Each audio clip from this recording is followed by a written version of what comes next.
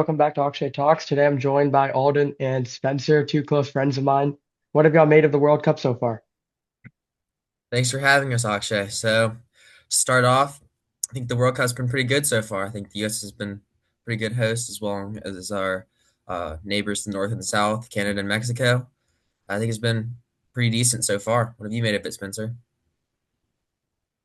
Um, it's been interesting. It's been nice to have games going 24/7, but it's been 2 days off the World Cup. So t today is Spain versus France, I believe, right? It's been a good tournament so far. For the most part, the officiating's been decent for the most part. Um, and it's been pretty interesting to see small nations like Cape Verde punch so far above their weight. Yeah, I'm glad you talked about the small nations because before the tournament started, I think we were all afraid the 48 teams might mean that we'd see many blowouts. But really, apart from that Germany-Curacao game, all the debutants in smaller countries have made a decent account of themselves. And I think they're also talking about expanding it a little further too to what is it, 60 something teams? I think 64 is what they're proposing now after the success of this one. Yeah, I think 64 just makes sense, just so we don't have any third place teams go through. At least that's where I look at it from. Yeah. Also get some more niche countries in there. Hopefully they didn't qualify out of the qualifiers because there's some good ones that didn't even make it. I think Nigeria was one of them that I was shocked that they didn't even qualify for. Just they had a shocking qualification and they didn't really do too much with the talent they have at their disposal. So I think with the proposed expansion, it could be pretty good, but also think there's the added talk of expanding ticket prices and feel like the corporate aspect of it being like they're only expanding it for being able to sell more tickets to more games. But we'll see how that goes because I think the logistics of it are another thing that could be a bit confusing or a bit of a thing that needs to be worked around. Just by having so many games, I think we've had like over 100 something games this far in this World Cup. I think that number would only get higher and higher, and I think just being able to field that many teams in a country, depending on where it's hosted next, um, it would be quite difficult. I think next is either Saudi or the. I think it's like a couple countries, right, that is hosting it next. Spain, Yeah, Morocco. it's Spain, Morocco, Portugal, yeah. In the opening games, and Argentina and Paraguay. Which I think is another talking point for next World Cup.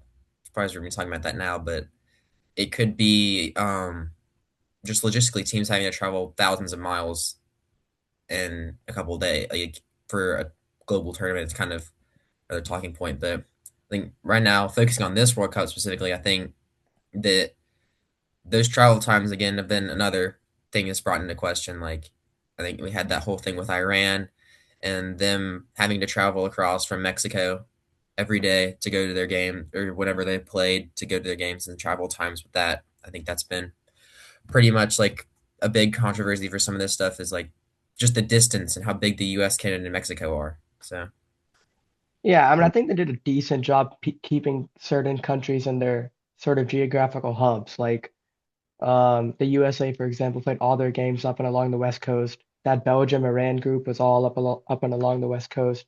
France and that group was all in the Northeast. So it's not like, one team had to play one game in New York and their second group game was in LA. But you're right, it's still just such a large country. I was gonna say about the 64 teams, though, it's gonna was right. You're right. There's 104 games right now with 48 countries. I believe it'd be 128 maybe with yeah. 64, something like that. Basically, it's gonna gone are the days I think of a single country hosting. Even in like 2034, Saudi Arabia is probably gonna need help. It might be Saudi Arabia and like a neighboring country gets a few games too. I mean, Saudi is one of those where they have enough funding just because like oil money and stuff to where they can build more stadiums. They could probably pull a Qatar and build like That's those true. container ship, those like big container Yeah, yeah. stadiums, you remember, that could be just dismantled after the tournament. But I think you're right with the whole fact of we're going to have to need multiple countries to host these tournaments just because no single country has the infrastructure or the capacity to host it by itself. It's like you're not going to be able to see South Africa host a World Cup again because they're Yeah, just no. it's too small of a country. They don't have enough infrastructure, which I think was something that brought a little bit of magic to the World Cup. It brought some more notoriety to these smaller nations that were hosting. I mean, Brazil was another World Cup that you can see was like very in a country that didn't have as good of a footballing infrastructure or like sports infrastructure that we've seen from a lot of these nations. I mean, of course, they have their country leagues, they have their different league systems, but their stadiums aren't built mainly for the capacity of like those 80,000 people, 60,000 people we're seeing here in the US in terms of like stadium capacities, with just the fact that we host so many events and such. So I think that's another thing was just going back to what you were saying, we need to expand the infrastructure system in these countries and like kind of, as you said, gone are the days of the single country hosting. And Yeah, one of my bullet points. No, no, go on, Spence. I hope that for 2034 there aren't all 200 whatever countries in the World Cup because I mean at this rate there's just so many there's just expansion there was an expansion with this World Cup there's going to be maybe an expansion next World Cup and it's just gonna I think people are going to get burnt out watching soccer football people are going to get players are going to get burnt out I don't know if they're not going to have a lot of rest time because I mean Yeah, preseason for a few teams has already started like I believe like City played a team from like Brazil recently in the preseason. Liverpool's start July 25th, and that's not very far away from now. yeah. There's like just a few weeks of rest, and players are just there's going to be more injuries from players. Their well being's going to probably decline because they're going to be so overworked from constantly playing games. Um, and hopefully there's not a World Cup with like 256 nations in the future. That would be a mess. I feel like with 32 teams, which is what we had in Qatar, we were all okay with that. FIFA probably knew that if they expanded to 48, logistically it wouldn't work with third place teams going through. So they probably knew they'd have a good excuse one World Cup later to jump it up to 64. One of my bullet points on here was like, how is this tournament now different from Qatar? And you sort of brought it up, Auden. With Qatar, being such a small country, the capital of Doha, you had all the countries in that one city. And it truly felt like the whole country's been shut down for the World Cup. In our country, with it being so big, with there being like, just in our country, like 10, 12 host cities, like we don't live in a host city. So for us, are we really feeling the World Cup buzz? Like everyone in Qatar felt the World Cup buzz because it was a one city tournament. But like when Yeah, like we went to games in Atlanta. So like when you go to Atlanta, I you could feel the World Cup buzz, even not on game days. Like when I went to LA, you could feel it in the city. And then one other point here, like there was a lot of like concern before the tournament, right? That these games are going to be empty because of the ticket prices being so high. I have to say we haven't really seen that. Every single game has been a Grand Slam success in terms of selling out. And I guess in the end, FIFA's justified that people have just they paid the tickets, they paid the prices of what FIFA's charging. What do y'all make of that? yeah. I think one of the big aspects of this is the World Cup is that it's brought a lot of countries and people from those countries into the U.S. I think geopolitically right now we have seen like a lot of people looking down at the U.S. for one reason or another, for different conflicts or different things. And so I think it's brought a lot of people into the country that were skeptical about the U.S. being host. I know that was a big thing. Was the U.S. being host was like a big thing. Like, oh no, what's going to happen here? But I think overall it's been a pretty good World Cup in that aspect, and I think we've seen a lot of stadiums be pretty full. I mean, I've gone to World Cup games, and Spencer's gotten to some World Cup games. I know you've gone to several. But I think a lot of it has been they've been pretty full. They've been pretty active and pretty vibrant. Even those smaller nations, I mean, they won't have um, a lot of support like some of these other bigger nations. I think when we went to Spencer and I went to DR Congo, England, you saw it was a pretty decent chunk of DR Congo fans there, which is was kind of surprising just because DR Congo is like not the largest nation, and you wouldn't expect them to be so well supported. But you can see like a lot. Another topic gets brought up, which is like it's a lot of these games, like for Argentina specifically. I think all their games have pretty much been home games. Like when you really look at it in the deeper perspective, just because they have so much support, it's all about Messi. I mean, I went. I think you also went to that Argentina Iceland friendly down in Auburn recently, and it was just straight blue and white jerseys, just all over. There was not a single Iceland jersey that I saw. So I think that's one of the other top talking points is like these smaller countries, like yes, it's good to have these big stadiums and these big sizes, but it ends up with less atmosphere for these smaller nations. Like as the tournament goes on with like more and more people getting on the train of like these bigger nations like England, Argentina, France, Spain, um, all these teams that are like top four in the world rankings. And so I think that really has brought a lot of kind of backing to these nations that you wouldn't really see for these smaller nations. So I think being able to like, I think it's good to have such good high stadium capacities, but you need to be able to fill those seats. And I've seen some seat stadiums fill out and some not, just depending on what games are being played, obviously, and where they're being played. Because the US is such a big country and soccer is definitely not the biggest sport in the country right now. I think that's pretty much American football is the thing that's taken over. I mean, seen a lot of stuff on like different club values. Like American football is like the biggest, like all of the American football teams in the NFL in college have like the highest, specifically the MFL has like the highest market value of all their teams compared to like even these European clubs and all these big clubs around the globe. And I think a lot of that is the European and world market is bringing soccer to the US to try and capture that, right?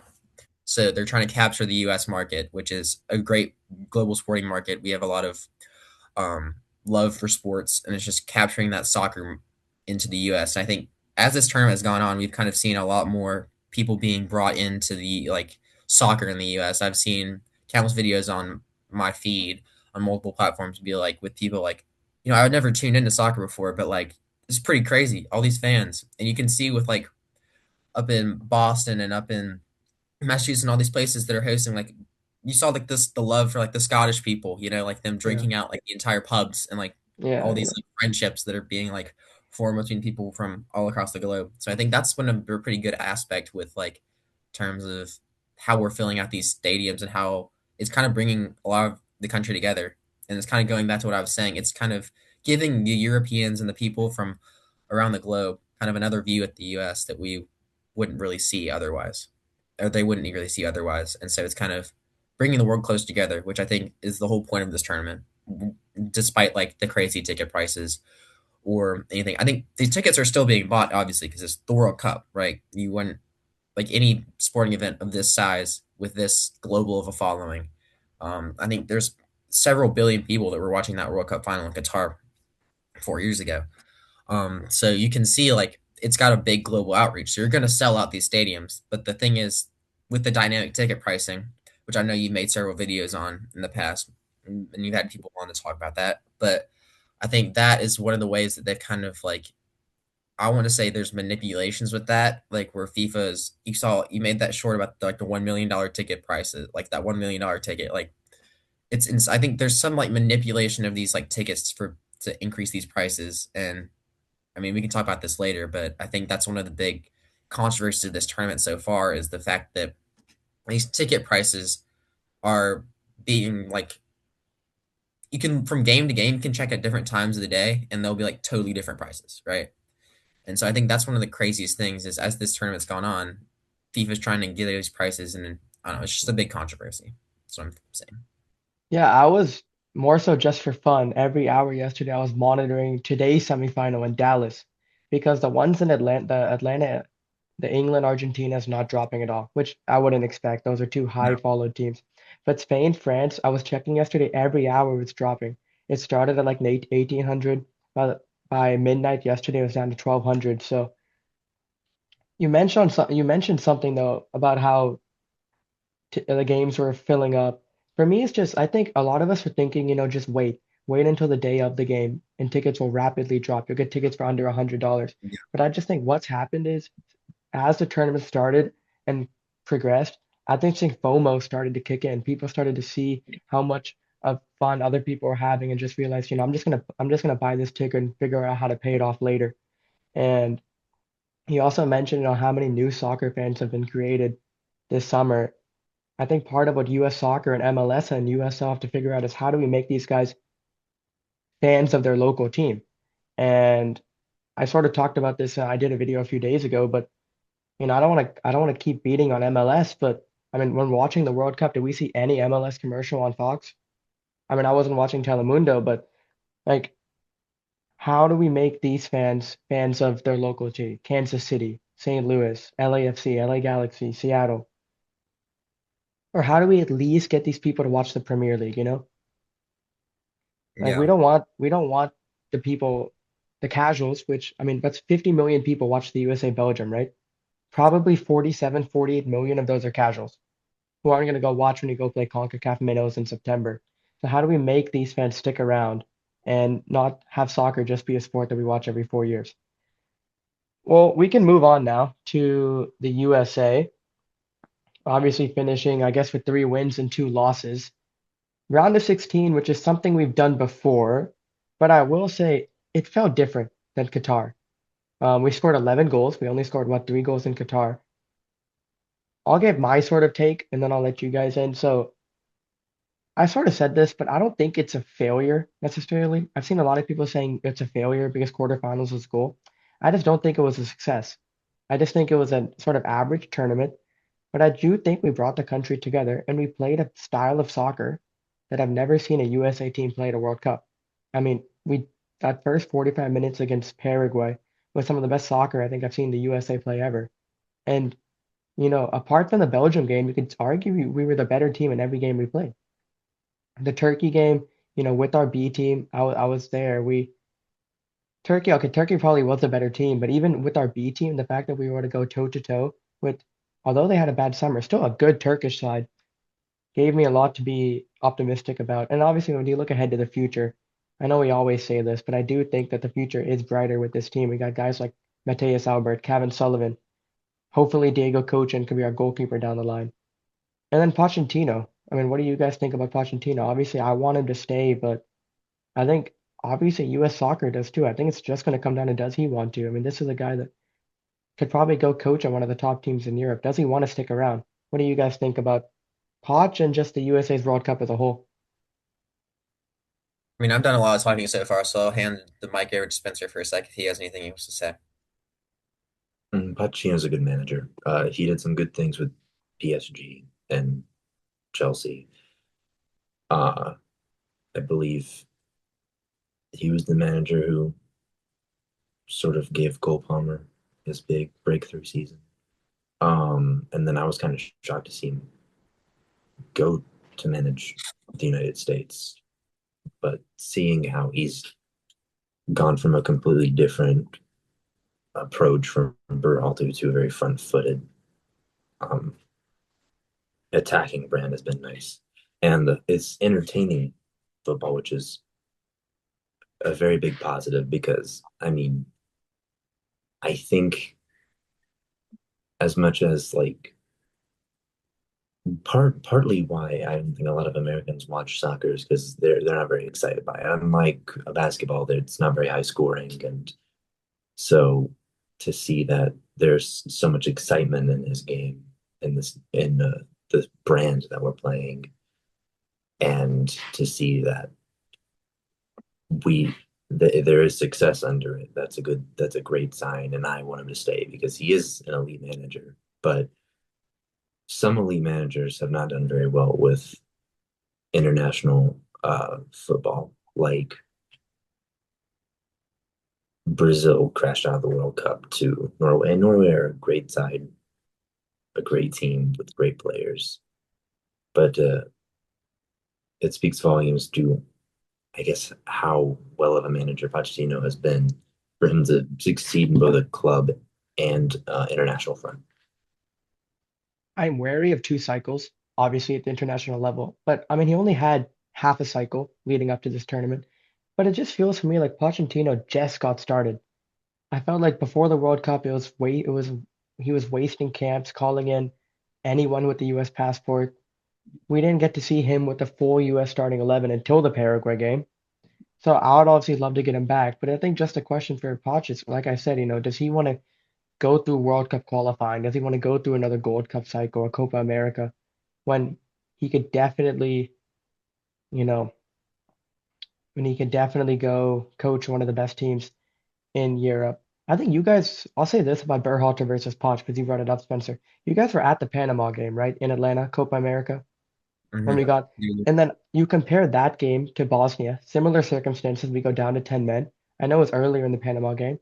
But under Berhalter, as soon as we got that red card, Tim Weah, we played scared, right? We bunkered, invited Panama onto us. Against Bosnia, I think even with 10 men, we had the ball in the back of the net twice. One of them was offside, but we still scored another goal. For me, that was the biggest difference. If we go down to 10 men against Bosnia with Berhalter, we're probably out because we just sit back and they score one. I'll say this about the USA, they got us believing. And in Qatar, I said it was a similar sort of performance round of 16. But we weren't playing entertaining soccer. Our best performance that World Cup was a draw against England. Even against Wales, we could have lost that game. Against Iran, if you guys go back and watch the Iran highlights, like we scored the goal from Pulisic, but the whole second half we were hanging on. Apart from really the Belgium game, we weren't hanging on at any point this summer. And you could argue against the Turkey game, which, I mean, that didn't really matter in the end. I want to add to this whole Pochettino point. So I've seen a lot of things where they're talking about Pochettino's style, and I did some in-depth dives into this pretty recently. And so I've seen a lot of the stuff about how Pochettino's style is so physically demanding, and he likes to have his players just run at defenses, run it, just keep constantly putting pressure on back lines, constantly moving around. And one of the big things I've seen is Pochettino's style. His teams usually in these tournaments, when he was with Tottenham, when he was with Chelsea, they would just be run into the ground so hard that they would just crash out of most tournaments at the last minute. You could definitely see this with Tottenham in the Champions League when they got to that Champions League semifinal. When they were like just destroying team after team, and then they faced Liverpool and they were like just crashed out at the end there. Like they just lost momentum at the end. And I think what Pochettino's style is more suited for is tournaments.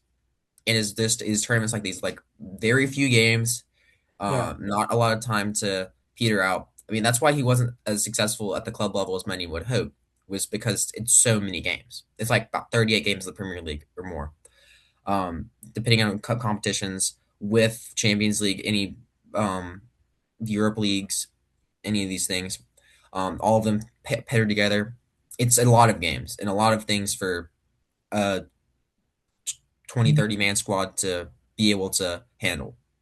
So I think that his style is more suited for these games, like the World Cup and stuff like that, with the arguably way less games, um, more consistency with these players and being able to have them for longer depending on how long he stays. But I think Pochettino's style is way more suited for these Gold Cups, for these CONCACAFs, for all these different things, for all these friendlies and such, because it's these it's way less games, way less. Arguably, there is still a lot of pressure, but he's not expected to reach X goal, or there's not like a milestone. It's all like the milestone's always to win it, obviously, but it's not like you have to get Champions League qualification this season yeah, with these players. And just due to there being less games, I think it more suits his style in a way that would be better for him. But as you're saying, like, would he want to do this? I mean, sure, Saudi and club and like teams like that can like offer all this money to him. I don't think Europe would really want him right now just because of him not having coached there in a while. I mean, there are of course clubs that would be happy to sign him up, but would he want to go to like a Villarreal or something like this? It's not like a big club in one of these leagues. well, obviously Villarreal's pretty big, but like a smaller club, Yeah, yeah, bottom half team. I personally don't think so. I don't think that's Pochettino's style, right? He wants to go where the money is. I mean, that's why he arguably went to the U.S., which they gave him a ton of yeah, money.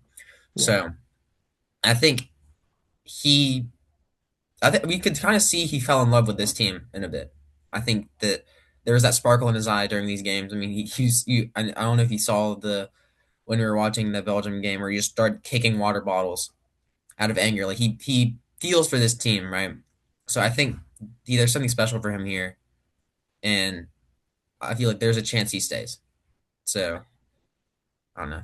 Yeah, if you like watch the first 2 years of his cycle, I don't think he was having fun here. Playing in half-empty stadiums in the CONCACAF Mm, Nations League, not getting to play with the full team because the star players, wanted to take their Gold Cup off. They were always injured. I don't think until this World Cup and the camp before it, when we beat Senegal and lost to Germany, I think that's when he started having fun because he got to play in packed stadiums. Packed stadiums are actually rooting for the US, which isn't always the reality when we play in CONCACAF. Um, let's talk about who in this roster is done. Obviously, as we start to look ahead to the 2030 cycle, I can think of a few. Tim Ream, probably, great yeah, career, was great for us in Qatar. Honestly, apart from the Belgium game, was great for us this World Cup too, Tim Ream. Um, Christian Roldan, probably.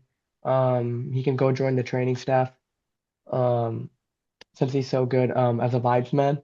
Um, I think we gotta keep at least Matt Freese or Matt Turner because we don't really have, I like Brian Schwacke, the Nashville goalkeeper, but he's yeah. not been looked at yet. We just gotta hope that, Gaga Slonina went to Chelsea, my club, and who knows what he's doing. Diego Kochen, the Barcelona goalkeeper, got that loan to the Danish league. So, and honestly, this might be a hot take, but Gio Reyna, like, I don't, still only 23, which is Yeah. remarkable. But I mean, what we thought he was going to be to what he's become is quite sad. I don't think we call Gio Reyna in until we figure. I mean, yeah, I guess he's technically a Dortmund player again, because Gladbach didn't pick up his option. So I think if you're Gio Reyna, you're going to take a massive step down. Not MLS, but I think you got to look Dutch league. I think it didn't work for him in the Premier League. We kind of forget that he went to Nottingham Forest for like 6 months, got one goal in Gladbach, not a starter. If I was Gio Reyna, I'd try and go to the Dutch league. Yeah. PSV, they got to replace Saibari. Tillman was there, Pepe's still there, Dest is still there. I would love to see Gio Reyna go to the Dutch league. I think But the until Dutch he league. starts, Yeah, I think that's pretty good. yeah, Sorry for interrupting, but like the Dutch league going, it's a good step for a lot of these players because it's like full of American players, like what you're saying. I mean, yeah, you've seen all these players go there and succeed. I mean, I would also throw in a like a Serie A, like that's a yeah. pretty American heavy league that a lot of players like Weston McKennie have really shined in in recent years, and I think that could be like a good stepping stone for him, even if he wants to like get back to like a Premier League or a Bundesliga or something like that in the future. And just a slower league, right? I mean, Gio Reyna, this is a player that struggled physically, always seemed to be injured. So I think just going to a slower league, yeah, I think Serie A would be great. But if you're a big team, are you just willing to take a chance on Gio Reyna? He's not 19 anymore when he was breaking out with Dortmund. He's still young, but he's 23, hasn't done anything for 2 years. So we'll have to see. Yeah, but we can move on now to Spain against France, which is kicking off soon. Might already be happening by the time we get this uploaded. But, Yeah, I was doing some research on the game. This could be one for defense. Spain only one goal allowed this World Cup. That was to Catalara. France have only allowed two. But these two teams played last summer. It was 5-4 in the Nations League, wasn't it? So that was it's a gonna belter of a game. yeah, it's gonna come down to Lamine Yamal and Mbappe. I mean, these two, Mbappe's got he's been off to a hot start this summer. Lamine only that one goal, but what do you guys think will be the difference in this game? I think what's going to happen is if this big game becomes a game of like if Spain part playing really slow at any point in this game, they're going to be caught on their heels because Yeah, that France attack is I've I've seen this everywhere. I know I've watched all these players play live. I watched Michael Elise at Bayern Munich very recently, and Spencer has too. But um, they're quick, they're rapid. I mean, if you look at any of these, like I'm looking at the projected lineups right now, and you have Bradley Barcola, Kylian Mbappe, Ousmane Dembele. and Michael Elise. That is their the French top four front four, right? And then look, if you look at their subs normally for France, it's like Desiree Doué, another like rapid player. Um, you've just got Ryan Cherky. All these players are like best of their position for a lot of these teams. Um, and if you look at kind of Spain's back line, I mean, you have Pedro Porro, who's pretty quick, but you also have like players like Laporte and Cucurella, who um they're not like the quickest, but they're pretty solid back in their back line. I think it's in a battle of the defense of Spain versus the attack of France, right? I mean, that Spain midfield is pretty beefy itself. Like Rodri, Pedri, Olmo, you have these three players. They're like world class players, right? When you're talking about Lamine Yamal, I think he's not really shown himself in this tournament like we all No, expected. yeah, Not at all. I mean, in the Euros, in the Nations League, he performed incredibly, right? Um, I mean, Lamine Yamal's not my favorite player. I mean, by any means. Um, but I kind of see him as kind of overrated in some aspects. He's good. He's a good player. He's good at dribbling, but I think he's gonna take a couple more years to like really flourish and like be putting up like. I mean, he's getting called to the next Messi. I mean, I kind of agree in some aspects of that. But he just needs that experience. I mean, I'm seeing him more as like a Neymar right now in terms of like just his like party style. And I really yeah, hope that that doesn't drive him into the ground at some point, like it did with Neymar, where you become too just like is it too early with all this fame for Lamine, right? All this hype because I don't really want to see him crash and burn like Neymar and how that happened because Neymar arguably went down too quickly and yeah, he could have like been something really special.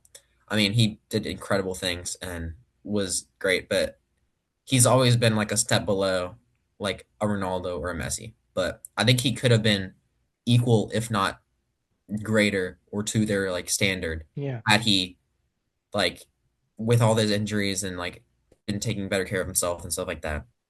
I think yeah. No, he for could have, sure. but that's just my point on Lamine. But like you see, you have several Ballon d'Or like potential players and Ballon d'Or winners in each of these teams, right? You have Dembele who would run the Ballon d'Or last year. You have Rodri the year before. So I don't know. That Spain attack has not impressed me very much this World Cup. Um, Oyarzabal, I followed him for a long time. Real Sociedad, American owned, they have American manager, pretty tight Yeah, ties with them. But Alex Baena is another one who's played. This has been a really good World Cup for him. I mean, I've watched him a little bit at Atletico, and he's done pretty well. But I just think that attack is kind of it's weird. I just get a weird vibe from it, just with how they've linked up in the past. I don't see it as like something that's too incredible. I'm just looking at the squad statistic right now. I mean, when you have like a Ferran Torres and stuff, like I think Ferran Torres performed like incredibly at Barcelona this season. Like I think whenever Lewandowski wasn't playing, he was right there and was performing equally, if not better, right? So I mean, he's not really started usually for the Spain team, but I think they just need a little more energy in their attack because Oyarzabal is getting up in age. He's what 29 right now. I mean, he should be in his prime around that. I mean, strikers can usually stay a little older, like can last a little longer than most positions like wingers and such. But um, I think if anything, what's going to end up happening here is if Spain drop any of their pressure or any of their intensity at all in this match, I think it's going to end up with a couple of goals in the back of the net. I mean, yeah. I just think if yeah, Spain love to possess the ball, right, and that's the Spanish style, but France can hit you so dangerously in transition, through the middle, through the left, or through the right. So yeah, you're right. Spain just have to be careful, not just lingering on the ball with meaningless possession.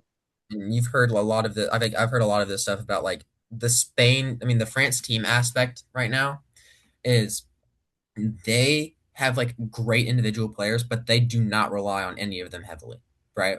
Yeah, They are like they play most like a team that I've seen from like any team in this tournament so far, right? You see like in Argentina where they just constantly feed the ball to Messi and just expect something to happen from that, right? You see in England where you have like a Bellingham or a Harry Kane, and those are your two main people you feed the ball to every time.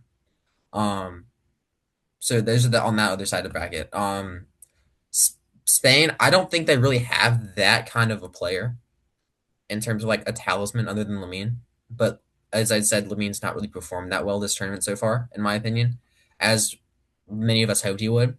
I mean, there was a lot of really high hopes going in for this tournament for him. yeah.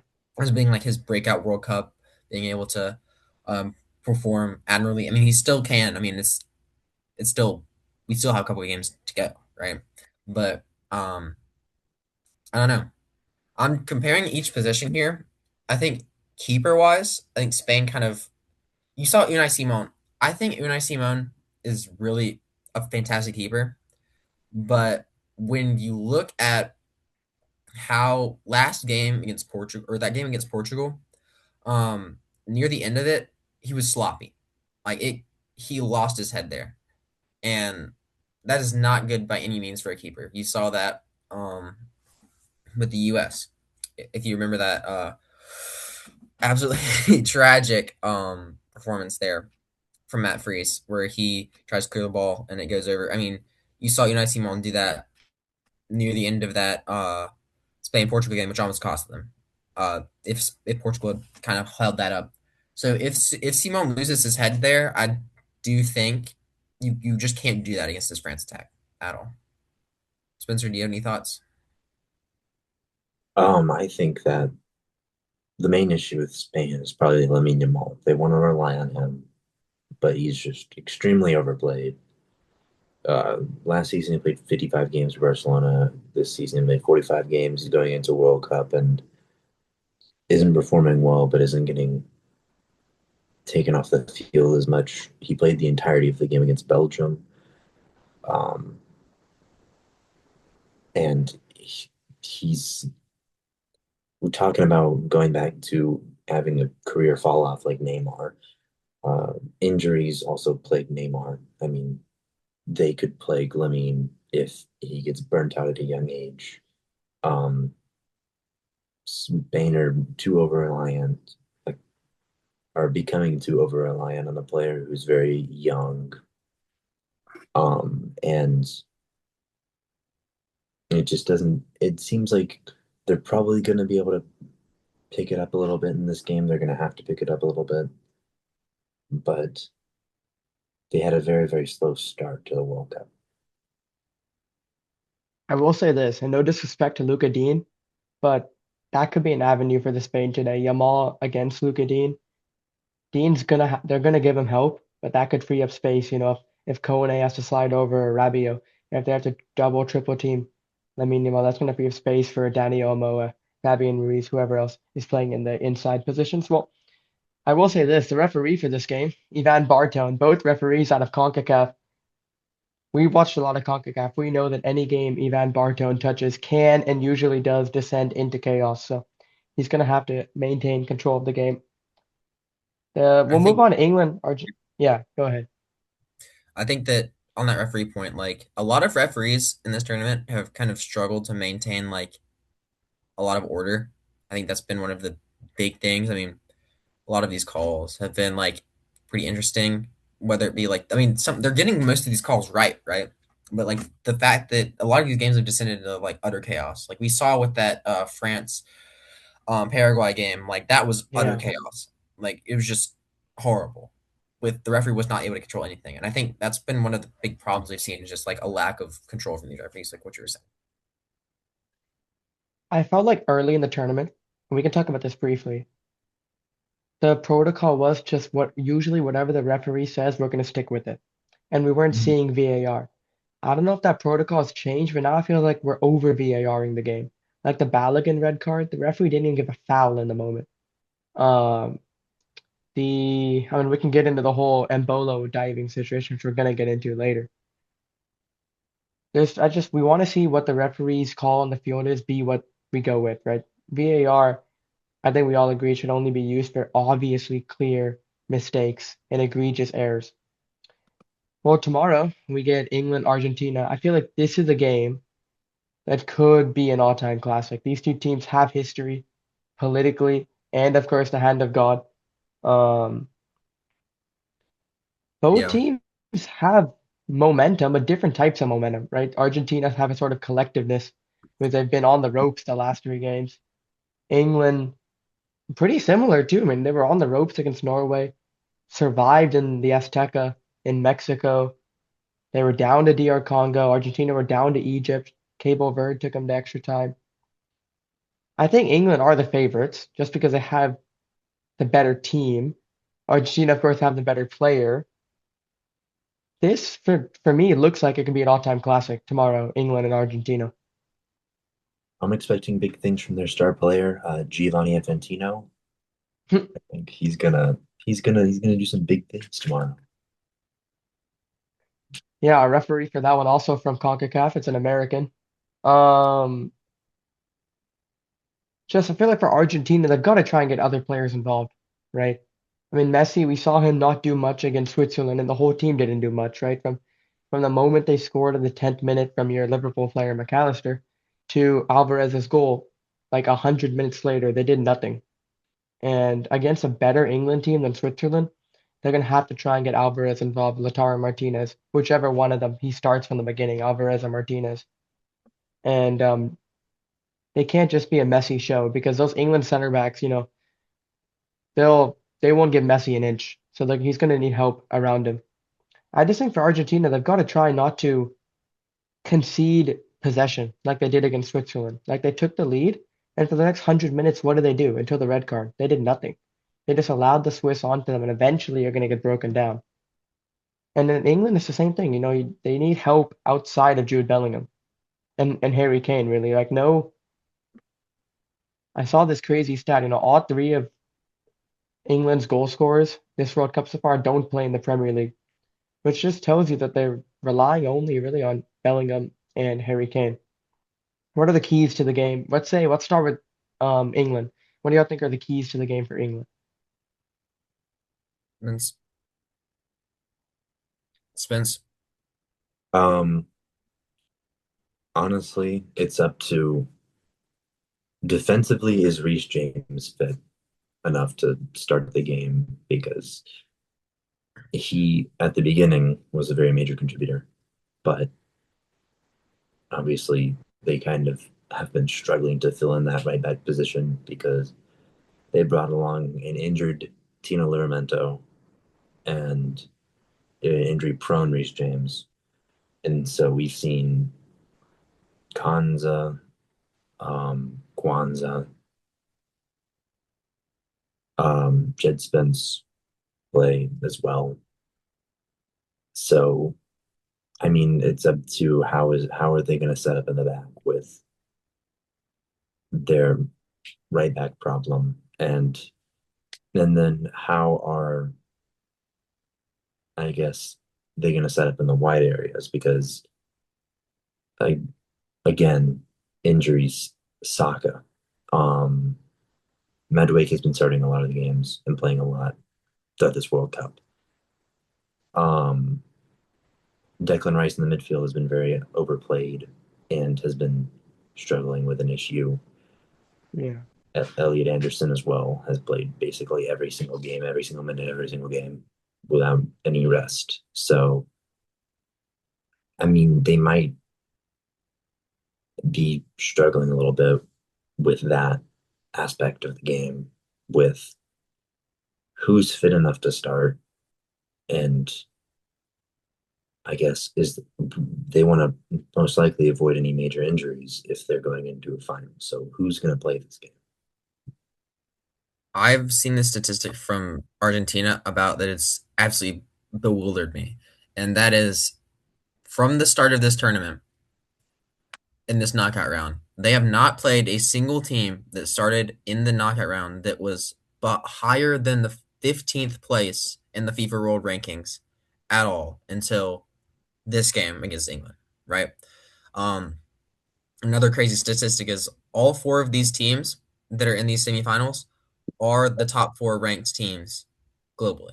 Like so, looking at this statistics, I'm pulling it up on my phone. So you have first is Argentina, second Spain, third France, fourth England, right? Um, Argentina have looked kind of shaky these past couple of games. I mean, they a lot of last minute winners, a lot of them. I mean, just look at their past two games. You got Egypt, last minute winner. Um, and again Switzerland, last minute winner. Or two last minute winners actually. But you just see they're struggling when it comes to like in these knockout games. I mean, Cape Verde, same thing. You see, it took them another last minute goal to win that. So, and those are, and these teams are like, I'm just looking at these scores right now, even after these games.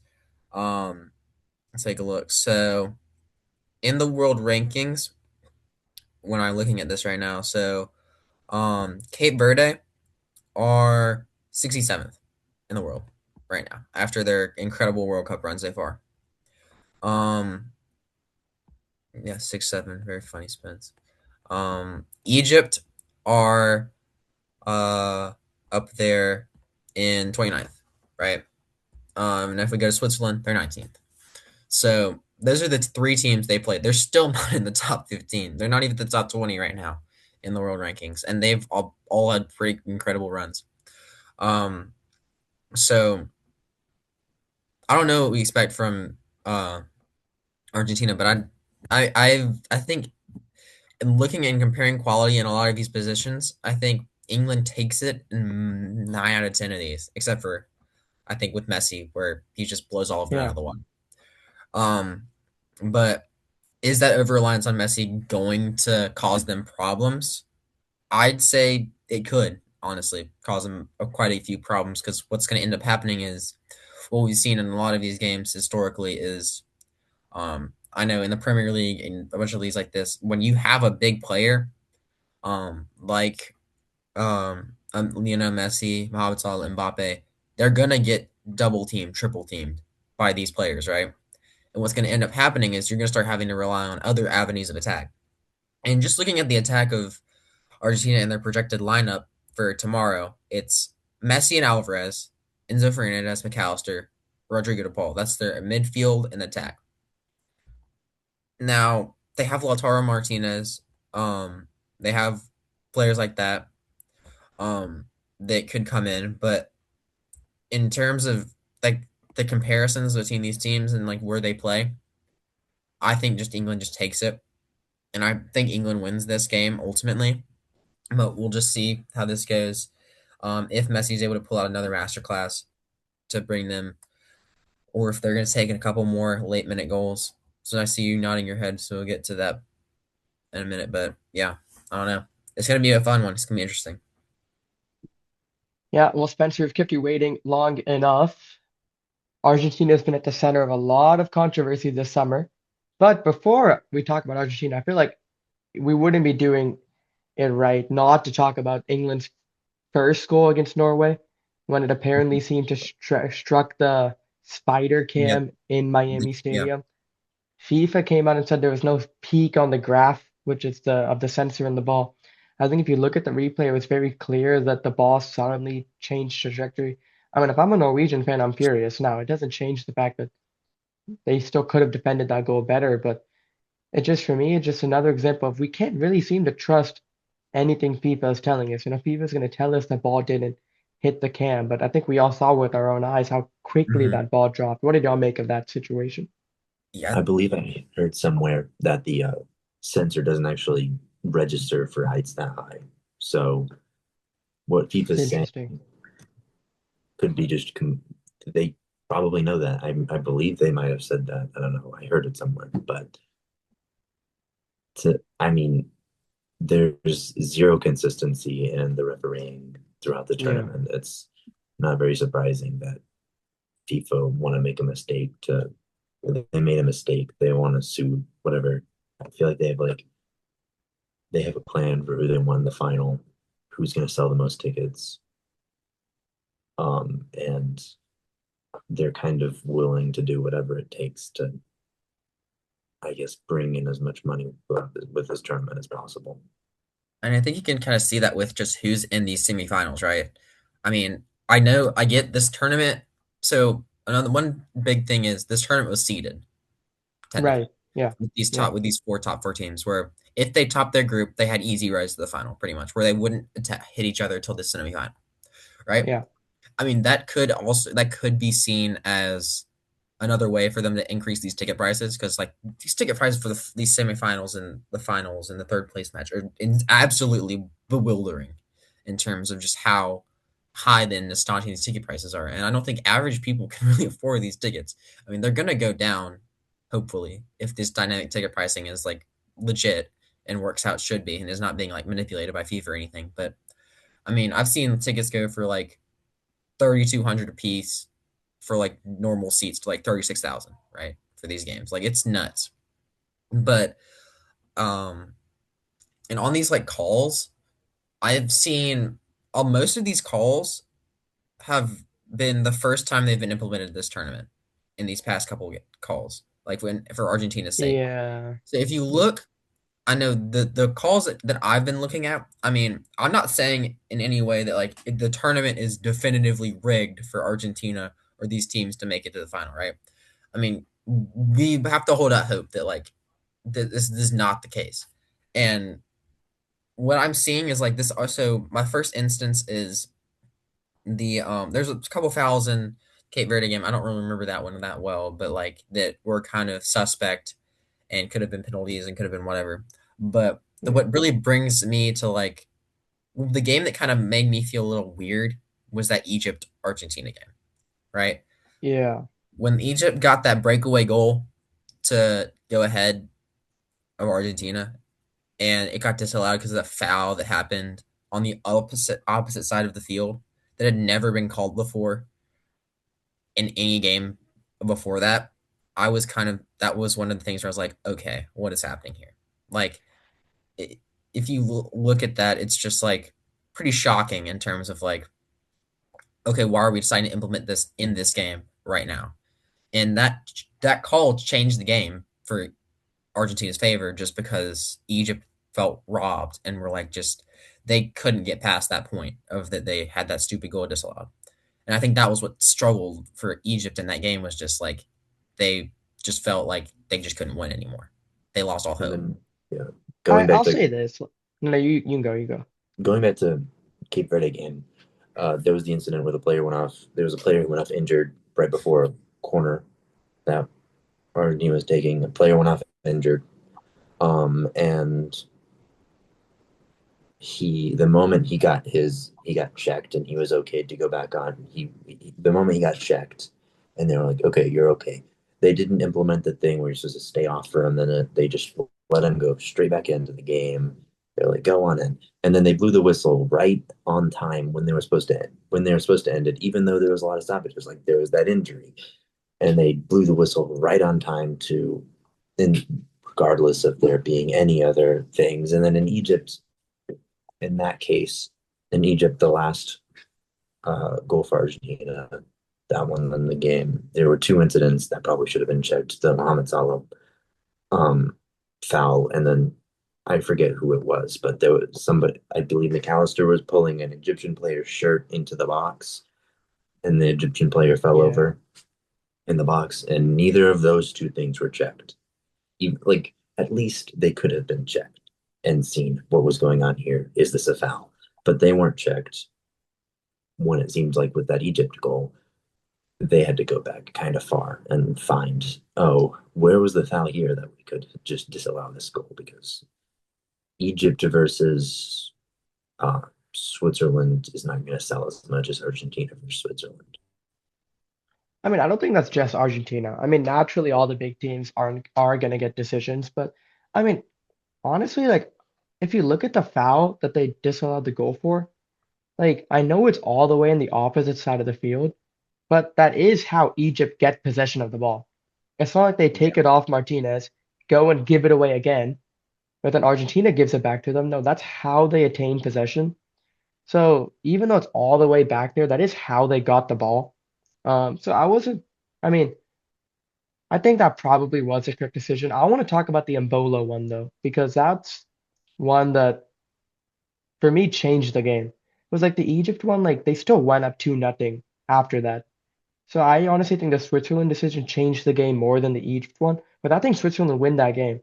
They had so much momentum, they just scored the goal. What did y'all make of the Embolo situation? I mean, that seemed to me like not really the referees. It's in the rule book that I think the rules need to be changed. Like I think the referee was handicapped that he had to give a yellow card to Embolo because he gave one to Paredes.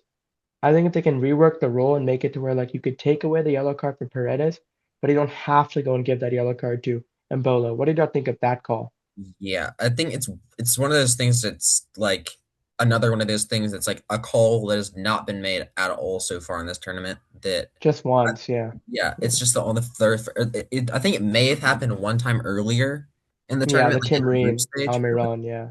Yeah, but like I'm saying, like a lot of stuff here where it's like VAR in this tournament specifically has taken a lot of the fun out of this game. Like I have been rooting for the Yeah, underdogs in a lot of these games just because like I wouldn't want to see a repeat of like the same two teams in the final every single time. That's just really boring. I want to see someone else win it that is brand new. Like if Cape Verde were able to make a run to the final, I think that'd be the greatest game in the history of like the sport, right? yeah, If we had a like this small island nation make it there, or we had like an Egypt even that hasn't really been able to do much in the international stage before, like it's been able to win their first group stage and make it all the way to the final. I think that's what give brings like a lot of the passion to this game and brings a lot of like the love into the sport. And I think VAR is kind of like screwed with that a little bit because you can go back so far, or you can go back and like disallow or give people red cards for fouls that the referee doesn't call. I think just let the referee the game. I think if the referee himself or herself asks for VAR to be intervened, I think then that could be a thing that's like, okay, the referee asked for that because they couldn't see the foul, right? That's sounds pretty legit, sounds pretty like okay, right? But like in VAR is just able to like analyze the small little minute fouls. I think one of the great things about this game tournament so far is that the referees just allowed a lot of the physicality and have allowed like yeah, a lot of stuff to just go on, right? But yeah, like that comes to a point where it's just like, but then VAR is like, oh, here, this person committed this foul and it's a red card or it's a yellow card. And it like hurts the chances for this nation, even if they're going for like even if Switzerland go on to win that game, they still lose their talisman up front, right? Like one of their better yeah, players. yeah, I mean, they already lost Monzami to an injury, and Monzami's like one of their greatest breakout stars. Just moved to Villa yeah, recently. Um, like they've already lost that, and then they can't play with their like talisman, right? So like that's one of the big things in this tournament is like, okay, should the red card rule or the yellow card rule carry forward to another match, right? I mean, that's been a talk of like specifically the yellow card actually, like getting a yellow card in a match and then it carrying over in these knockout rounds so that you can't play. Like you see, like Declan Rice, Jude Bellingham, like they're all of them being on yellows and having to get subbed out after like later in the game because like they're on a yellow and if they get another yellow in the next game, then they won't be able to play in the semifinal or whatever. So I think that's one of the big things that I've been seeing around is just like these things about the cards and VAR being able to do that. I think there needs to be some changes to VAR when it comes to like when they can intervene or like I think they can put like talk to the referee and be like, "Hey, this happened. Do you want to do it?" But I think it ultimately has to be the referee's decision. It can't be VAR just looking at this and like, "I want to give this foul," right? Because we've seen it both ways. We've seen the referee go to the monitor, and then we've seen the referee just give a card straight up for the VAR saying something, right? So yeah, I don't know if you or Spence have any thoughts about that, but I think it's quite. It just takes like a lot of the love and the energy out of the game, and I think that's one of the big things we've seen in all these major leagues is like that have implemented VAR, specifically the Premier League, is players can't celebrate their goals either yeah, because they have to be checked every single one of them to see if there's something that can't happen, right? And gone are the days where you can just like it's the referee's decision and that's just how it is. Like you're never gonna have another ghost goal, right? You're never gonna have one of these goals that's just Yeah, like the referee called that could change like the game for your thing. But which I mean, granted, that's one of the reasons that VR is pretty good is it can stop stuff like that happening where like the ball didn't go in the net yeah, actually. But I think a lot of this is just taking a lot of the fun out of it because you just have to wait at this point. And it all these yeah, stoppages for VAR checks and stuff are just unnecessary because it and I mean that's another thing like these stoppages are getting crazy in terms of like they're having 8 minutes, 6 minutes, 3, 5 minutes, 4 minutes, like four the 3 4 minute minimum for stoppage time that we've seen because these water breaks is diabolical. It just gives so much energy to like all these teams at the end to just go and it stops and allows tactical changes and adjustments and stuff that we've never seen in a tournament before. It breaks up into quarters. It's just this whole thing. That's another topic for you've made videos on it. I know yeah, you've yeah. got it covered, but yeah, Spence, do you have any thoughts on the weird refereeing stuff? The intention of having VAR in the World Cup in general is good. Um, Yeah. but like, of course, you're not going to have another hand of God moment because VAR can go in and check and see, oh, he's just smacked the ball in the goal with his hand. Um, the intention of having it there is good.